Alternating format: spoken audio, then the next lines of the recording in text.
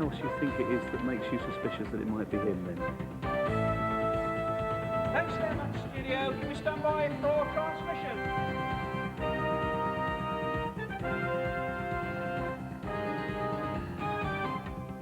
Unprecedented, at least in scale. We had a major phone breakdown today in the public telephone system, so it means we missed a lot of calls, and it was frankly a very depressing evening here until about an hour ago.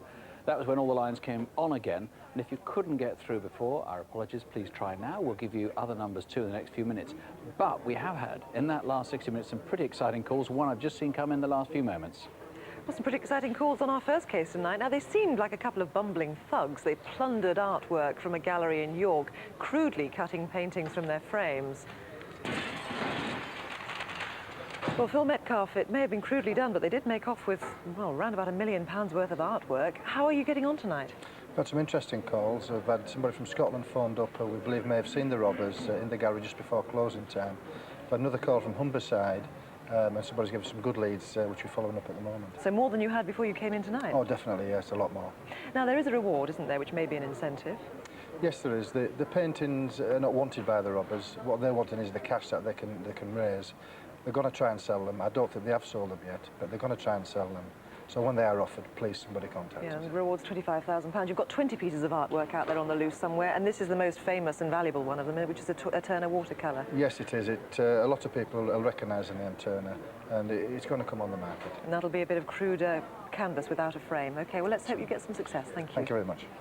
Well, next, the murder a year ago of a teenager, 15-year-old Hannah de Turville. Her family have been devastated. They have been praying for some strong leads tonight. Mum, can I go out tonight? All right, as long as you're not back late, OK? Thanks, Mum. Brian Pender, so far the family's prayers really haven't been answered. It's been quite disappointing. It is, Nick. We've had a fairly poor response, but there are one or two interesting calls, obviously, that we'd like to follow through, and particularly I would ask the man Steve, or who used the alias Steve, to please come forward and speak to us again, because he may have something interesting to offer us. You were hoping that friends of Hannah's would call in, if they count themselves as friends at all, who haven't really spoken to you, who haven't divulged everything to you. I mean, that's still a real possibility, isn't it? They needn't do that immediately. They might come through the next few days. We would hope so. We're satisfied that there's many people out there who have not yet come forward to speak to us, and I would urge those people to take the opportunity now and come and speak to us. Thanks, Brian. Well, 20 years ago, this woman was discovered half buried in a forest. And tonight, with this new recreation of her face, we hope to find out who she was. And when she was found, she was wearing this outfit, this identical outfit. Well, Dave Stevens, 20 years is a long time to think back to someone who perhaps looked like that. Have you had any leads? We weren't expecting too many calls, but we've had over 20 good calls, all of which we can action. 2 or 3 are very interesting. For instance, one identifies the woman as coming from Whitechapel, working there and living there, which is obviously very interesting. We've had 2 separate calls from South Wales identifying a woman there, so we're very excited about the response. And this was what she was wearing. We've had no reference really to the dress yet, have we? None at all, not at the moment, but it's early days. I think it should be said that, you know, keep those calls coming in. I mean, this poor young woman is in an unmarked grave in Tunbridge Wells. It would be really nice to name it. Keep them coming in. Well, first I was trying to trace Ali Samadi. Well, we've had some really hot information on him, so much so that I can't tell you very much more about it, but we've also had a call from a PC in London who thinks he's had dealings with him recently. And then there was Mohammed Basharat, also known as Bobby. Well, again, very strong information. Somebody's called and said that they think they saw him at 21:30 hours tonight. They've given us an address and that he's possibly still in the market business. And then lastly, we were trying to trace a lorry from which this piece of metal came. It's a brake drum and it came off a Leyland DAF. Well, we've had a lot of calls saying that it was John Raymond, the firm. We know it's not, but we've had 6 other firms named. If you still think you can identify the firm, please call us now. Well, we were looking for an informant who was appalled at a vicious assault on a woman in her 70s at her home in Kenilworth. I'm not opening this door. You're not us, son. Go to the British Legion if you want us, son. Well, Colin Jones, such violence for a bit of money, wasn't it, really? Have you managed to secure anything tonight? Yes, indeed. We've taken an encouraging number of phone calls, including a substantial amount of calls that actually name a suspect for us. Naturally, we're very interested in following those leads up. What, one suspect being named several times, or several suspects being named by different people? Several suspects have been named. Now, what about the geography? He wanted to go to Warwick University first of all, and then he changed his mind, didn't he? Yes, that's right. We're particularly interested in linking the two locations that he requested of the taxi driver. He changed his mind apparently immediately before arriving at Warwick University and asked for the Common Way area of Stoke Heath in Coventry. We are, as I say, very interested in what links those two things. Keep those calls coming in, please. Thank you. Next to Manchester and Junior Lewis Otway was wanted for a whole catalogue of crimes.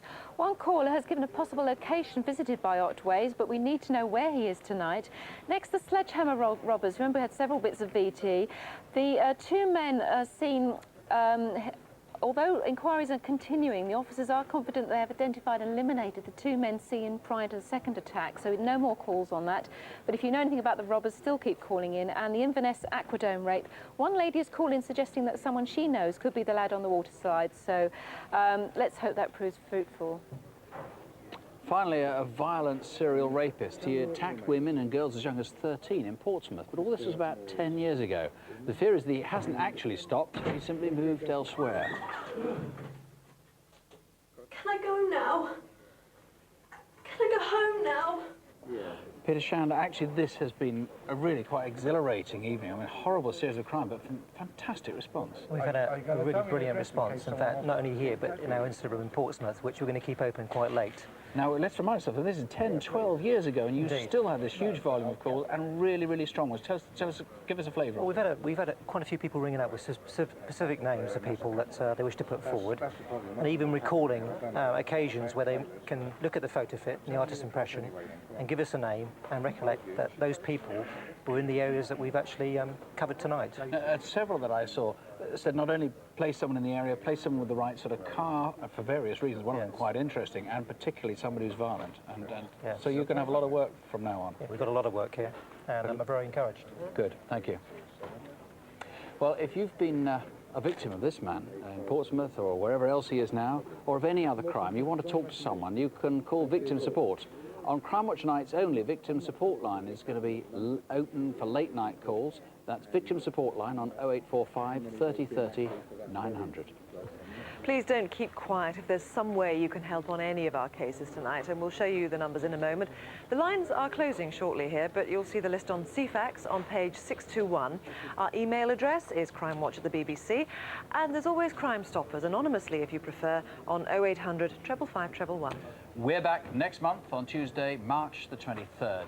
And do remember, crime rates are coming down. The trend is now strong, and it's utterly consistent. So don't have nightmares. Sleep well. Good night. Good night.